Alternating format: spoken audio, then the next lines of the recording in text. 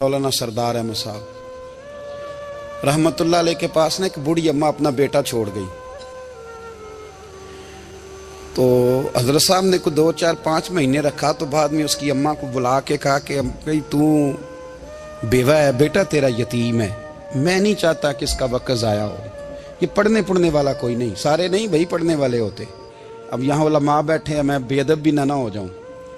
कुछ पूरे 8 साल लगा के भी आ जाते हैं, सनद भी उनके पास होती है। नाराज ना हो जाना, ये तो सब अच्छे लोग हैं। सनद होती है पर पता पुता कोई नहीं होता।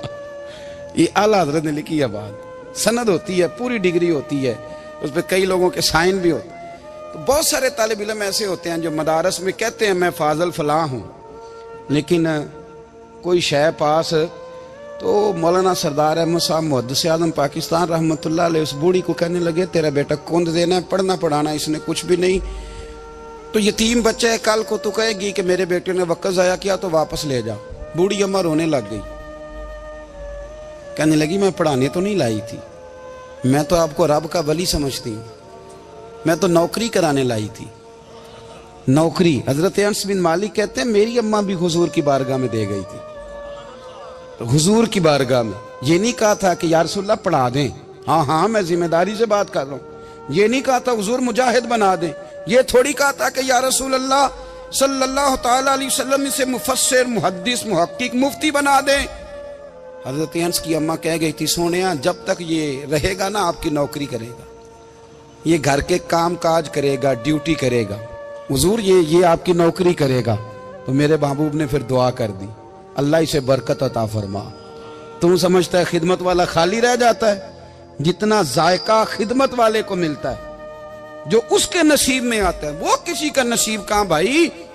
हजरत अनस कहते हैं हुजूर ने दुआ कर दी, बरकत की।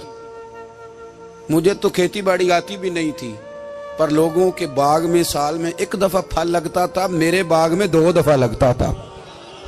हुजूर ने दुआ कर दी अल्लाह इसे औलाद दे। फरमाते हैं मेरे बेटे, मेरे पोते, मेरे नवासे, मेरी बेटियां, फरमाते हैं मैं जिंदा हूं और मेरी 100 औलादे मौजूद हैं।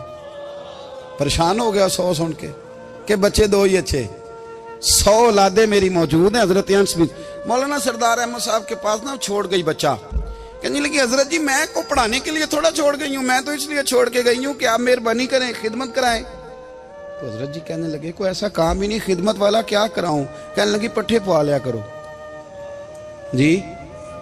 हूँ लड़ पेंदे ने, कहने ने बच्चे काम कर दें मदरसे का। हालांकि अब कहाँ बच्चे काम करते हैं, अब तो गुजर गया दौर, अब तो बच्चे काम कराते हैं। अब बच्चे भी नाराज हो रहे हैं, घूर घूर के देख रहे हैं। सही कह रहा हूँ आपको, बच्चे काम कराते हैं, बच्चे कहाँ काम करते। कहने लगी ये चारा डाले करेगा आपकी भैंसों को। तो हजरत ने उसको कहा कि बीबी चारा मेरी भैंसों को डालने के लिए मैंने बंदा रखा हुआ है, तो तू जा ले जा। कहने लगी हाथ बांध के हुजूर मेहरबानी करें रख ले, चारा डालेगा। और पुत्र तवज्जो से चारा डालना हजरत की भैंसों को। रोने लगी, हजरत ने रख लिया, महीने का खर्चा भी देते। शाम को ना वो सारा दिन काम करता, शाम को आके पैरों में भी बैठ जाता। हजरत जी लाएं तेल थोड़ा सा, पैर ना दबा दूं। 8 साल साथ वाले पढ़ते रहे, ये बेचारा नौकरी करता रहा। मेरा रूप भी नहीं ते मेरा रंग भी नहीं, और मैनू यार मनान दा टंग भी नहीं। कभी कभी ना हजरत बिलाल हबशी फारग होते ना, तो नबी पाक की बारगाह में अर्ज करते हुजूर कोई काम तो नहीं, सारे हो गए, हुजूर जाऊं जरा, चले जाते। एक दिन सलमान फारसी कहने लगे या रसूलल्लाह ये बिलाल कहाँ जाता है। फरमाया जा देख के तो आ।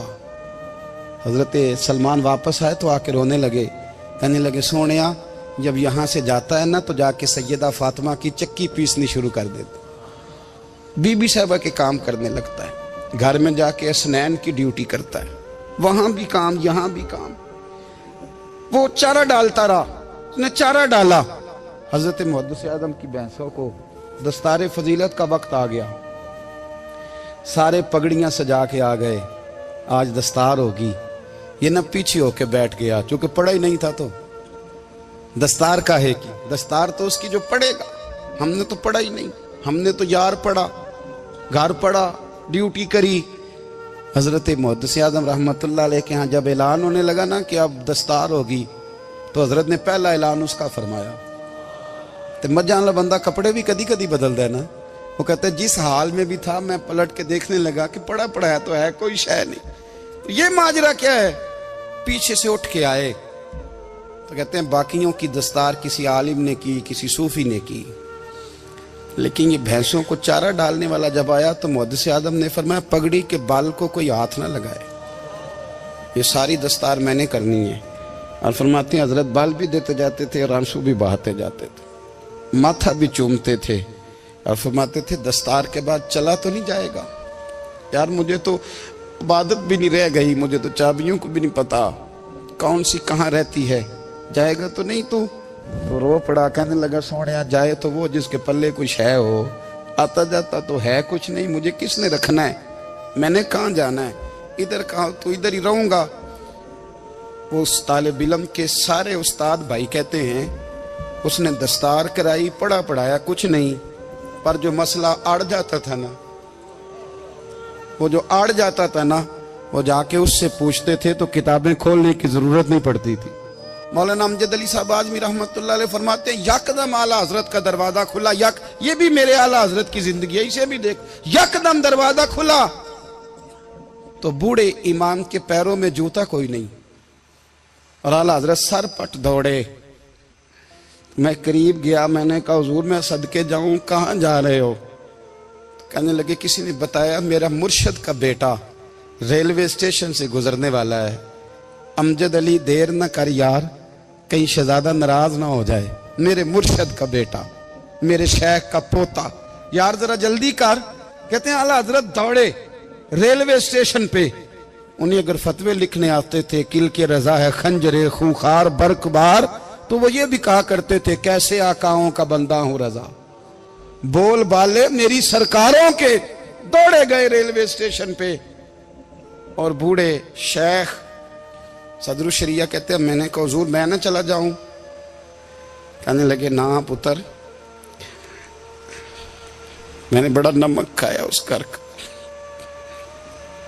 मैंने बड़ी नौकरी करी है, मेरी अपनी ड्यूटी है, तुम्हारी तो नहीं ना। मेरे शेख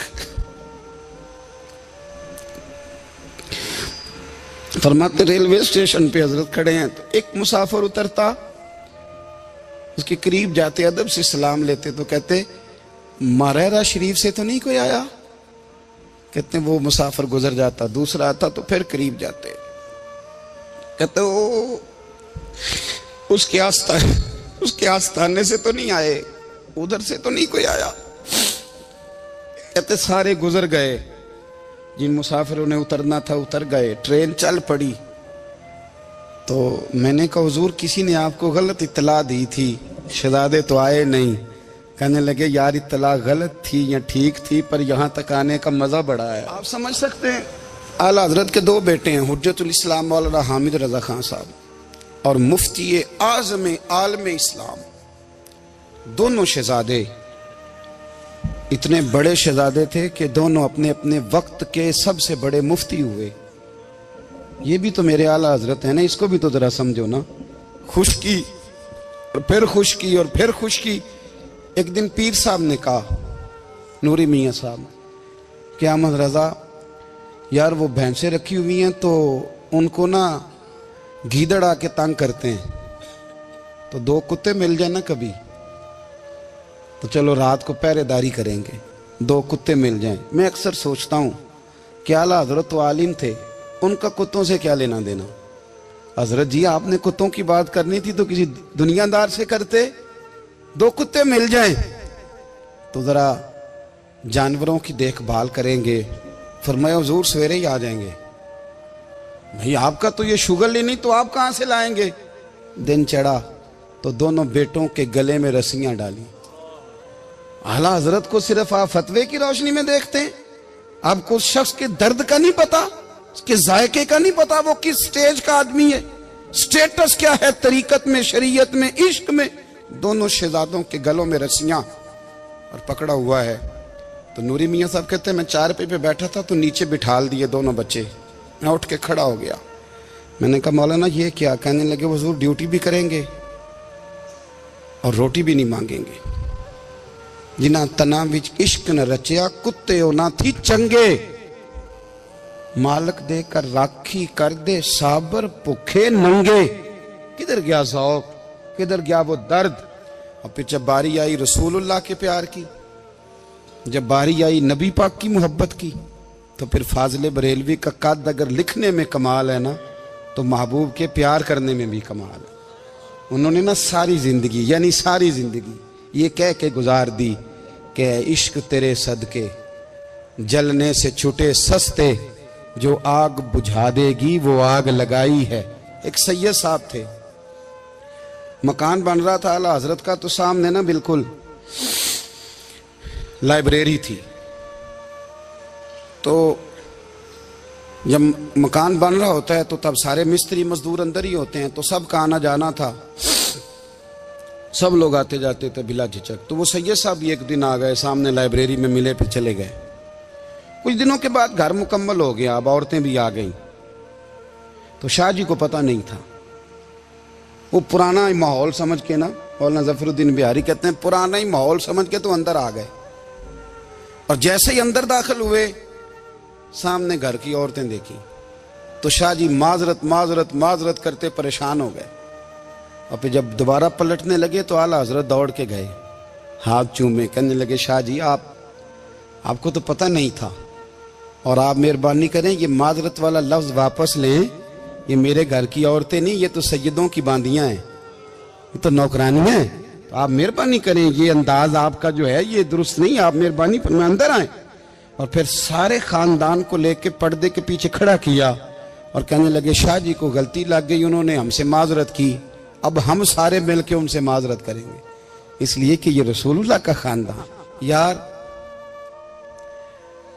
थोड़ा बहुत दो चार लफ्ज जिस बंदे को आ जाए ना, दो चार लफ्ज, मैं जाती तौर पे ना, आपको पता है मैं तो नात खानों से तो हमारी बनती नहीं, बहुत सारे नात खान तो हमें वैसे ही नहीं। मैं कहता हूँ नात आने दे जाने का नाम नहीं, नात तो कलाम का नाम है। किसी बुजुर्ग की बात पढ़ो, कुछ मतलब उसमें कुछ ज़ौक़ हो, कुछ दर्द हो, ये क्या बात हुई जो आजकल काम शुरू है। लेकिन आपको पता है हम नात खां की भी इज्जत करते हैं। मैं जिस नात खां से नात सुनता हूँ, मैं दिल की कल्ब की गहराई से उसका हया करता हूँ, मैं इकराम करता हूँ, अल्लाह जानता, मैं एहसास देता हूँ, इसलिए कि मैं समझता हूँ ये जब बोलता है ना तो मुझे मदीने वाले की याद आती है, ये नबी करीम की याद दिलाता है, तो इसका एहसास है। आला हजरत फाजिल बरेलवी रहमतुल्लाह ताला अलैह ने नबी करीम से मोहब्बत की और हुजूर सैयद आलम सल्लल्लाहु अलैहि वसल्लम से ताल्लुक़ रखने वाली हर शय से मोहब्बत की।